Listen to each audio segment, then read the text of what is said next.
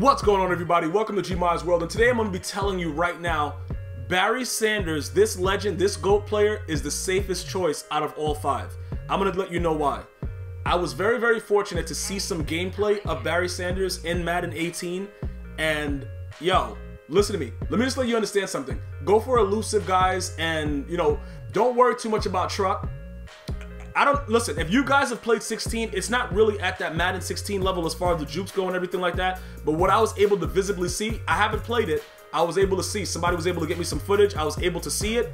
He looks really wild, okay? And when I say really wild, I mean like he's elusive, he's doing stuff. You can actually, juke people this year. Madden 17 was a joke, okay? A very poorly told joke.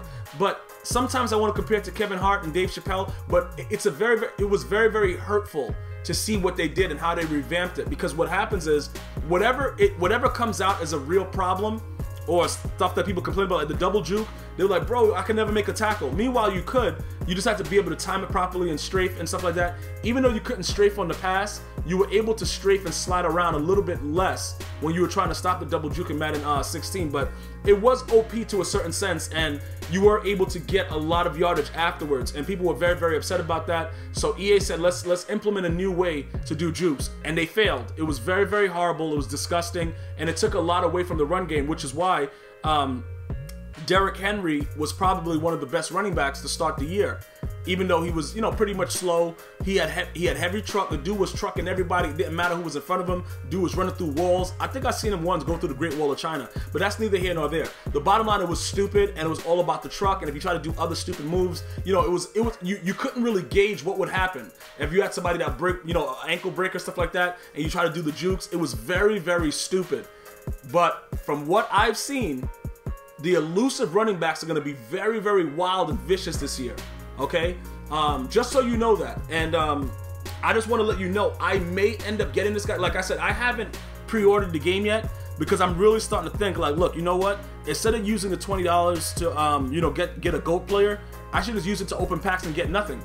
And the reason that I want to harm myself by getting nothing is because I've learned to accept it through Madden 17 by getting like non-stop garbage. And that's just what I want to do right now. Plus, remember, don't worry about the fact that there's no more bronzes. Understand that the elite starting at 80 means nothing, okay? You're going to get a lot of elites that are garbage, and they're similar to what, a bad gold card would have been in previous years. That's all it is. It's just going to have red paint on it or whatever. If it's a legend, it'll have this, whatever, blue, purple, whatever kind of crap it is. But it's all pretty much the same thing. We're going to be pulling garbage, but it's going to look better. And that's what it's all about. When you're dealing with Madden over the last couple of years, it's all about what you see as far as MUT goes. So everybody getting red paint, it will get a lot more people excited about the game, which is very smart. I'm not mad about it. But if you do happen to already be one of those individuals that have purchased, pre-ordered the GOAT edition, Barry Sanders is probably, because look, this was going to happen, right? I already have certain players that I'm going to be using in my mind, what I'm going to be doing and stuff like that. I'm pretty much right there. I know exactly what's going on with it. I know exactly how I'm going to format my team. The one thing, though, that changes for me after I seen the gameplay is like, yo, the run game is back. And as much as you guys think, because I'm TSG and I was a swerve god in Madden 17, that I don't run the ball, I love running the ball when it worked. When you're able to do stuff, of course, why not run the ball? So keep in mind, with this being something that I can do, it also adds another dimension to the game. So if you're a person that already liked to run the ball, but you were very sick of how they changed the run game in Madden 17, trust me when I tell you, listen, bro, you guys can go through all my videos. I have no reason to tell you stories. I tell you exactly how I saw it. And from what I trust my own eyeballs. You know what I'm saying? I trust my eyeballs. And I'm going to tell you this right now. What I saw, Barry Sanders looked, bruh, glitchy, to say the least. So understand how I'm trying to explain why you should get it. Is only if you're a guy that runs the ball and you like the old-fashioned juke moves, because those moves are back. Anything else other than that, I don't know what to tell you, because a lot of the other cards are, I wouldn't get a Ray Lewis. I'm just being, the dude is way too short, and you can't really do much with, well, probably in a 3-4, you could probably blitz him off the edge depending on the type of heat that you run, but I haven't seen a lot of defensive type of plays as far as the gameplay goes. I saw some offense. So looking at that, I can tell you this much.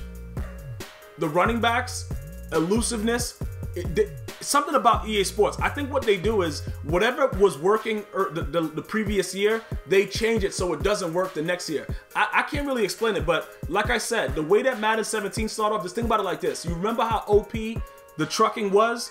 That's how OP the elusiveness is going to be to start the year.